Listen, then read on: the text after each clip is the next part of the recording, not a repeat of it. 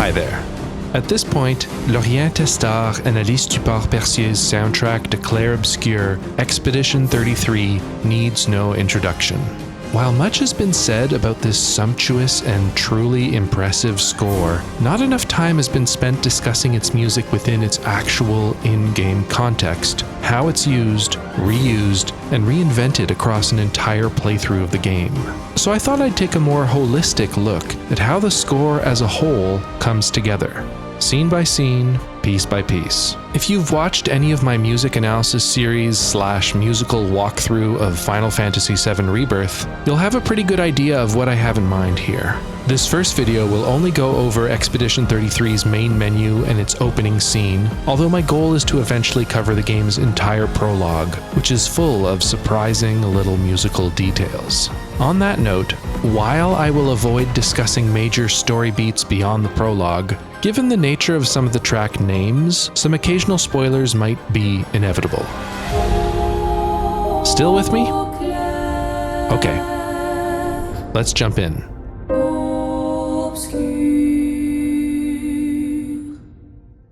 On the game's title screen, we are introduced to the game's beautiful first piece, and arguably its main theme, titled Alicia.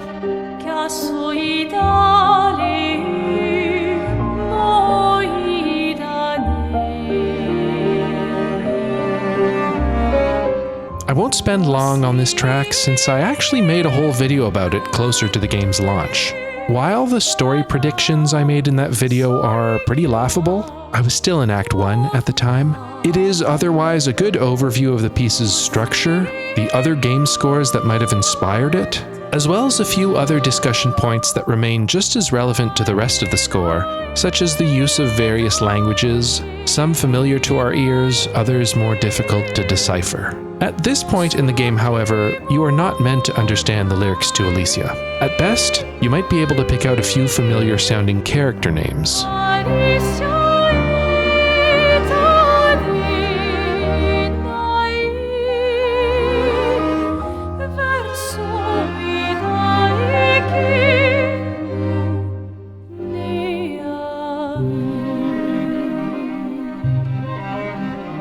Enough to clue you into the fact that there is very likely an internal logic here, and that it's simply been obscured.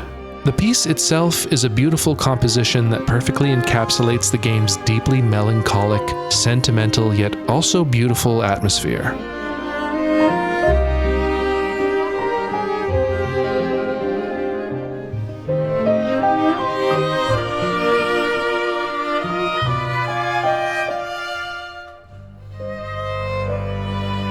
There is a lot more to tease out of this piece, but that's going to have to wait until we reach a few later points in the game, when it makes more sense to do so.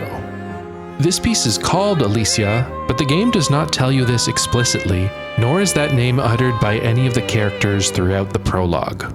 That information comes from the game's original soundtrack, which will function as our compass and map throughout our musical expedition. I hope it doesn't lead us astray.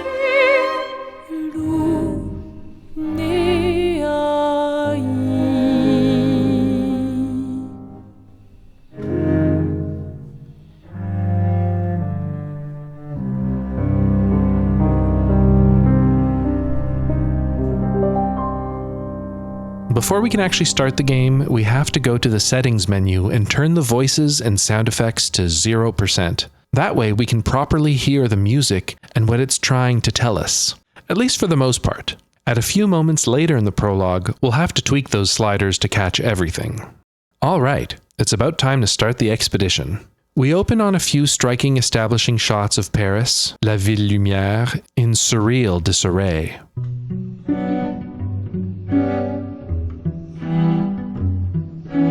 A strings quartet guides us through a cheerful yet still minor key chord progression, while Alice Duport-Percier's vocals returned for the second of the 2 tracks we've heard so far.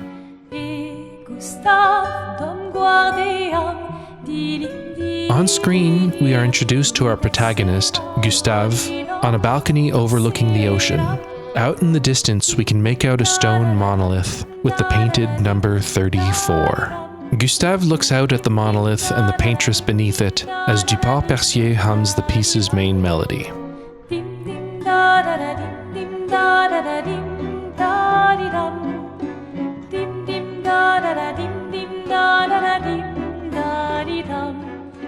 As a native French speaker, Lumière's lyrics are immediately easier to make out than Alicia's.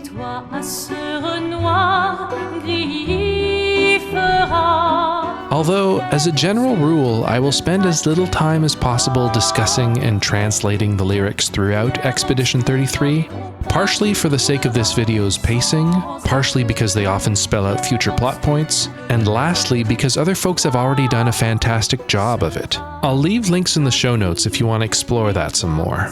Following the verse, the piece moves to its immediately catchy chorus. Clair obscur, trouble de rature,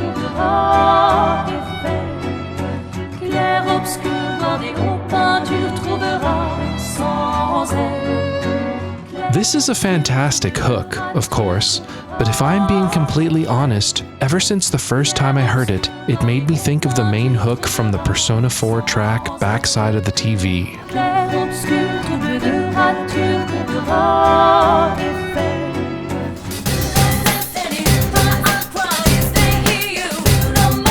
They are not that similar, but in my mind the association is so strong that every time this melody comes up in Expedition 33, which is a lot, I'm slightly taken out of the scene and instead I'm thinking about Rise Kujikawa, Teddy, and Chie Satonaka leading an all-out attack.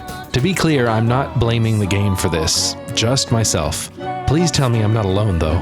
Anyhow, afterward, our second character, Maël, appears. As Maël reminds Gustave that he should get moving if he wants to say one last goodbye to his ex, something interesting happens to the music. While we are only about a third of the way through the piece labeled Lumière, track 3 on the original soundtrack, the track suddenly begins to crossfade into the piece Gustave, track 2 on the soundtrack.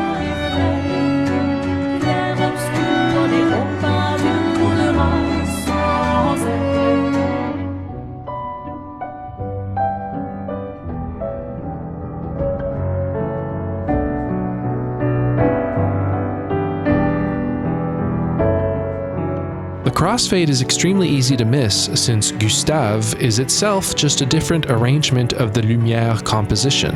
What's different then? Well, most notably, we have heavy sustained low piano notes and a much more prominent somber cello in the front of the mix.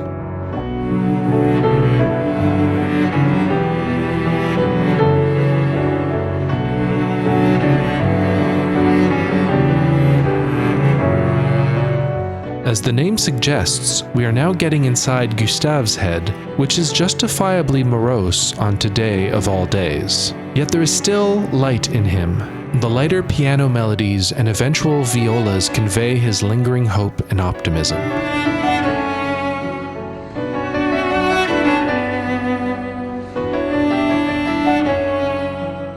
It's a beautiful piece, but the sudden crossfading of tracks alerts you that this score is likely much more malleable than the original soundtrack would suggest. Look no further than this piece's primary leitmotif. At the beginning of the cutscene, the melody seems to represent the city of Lumière itself. Clair obscur, trouble de rature, trouvera Then right after, we see the leitmotif more closely represent Gustave's own emotions as well.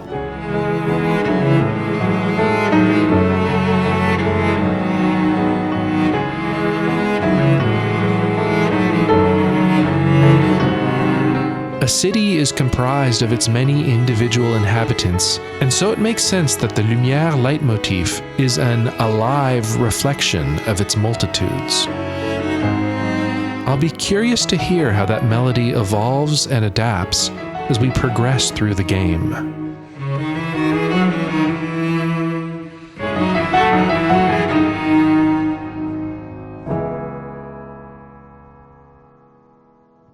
After the scene fades to black, we see the words Prologue, Lumière. The title card is paired with a short piano phrase.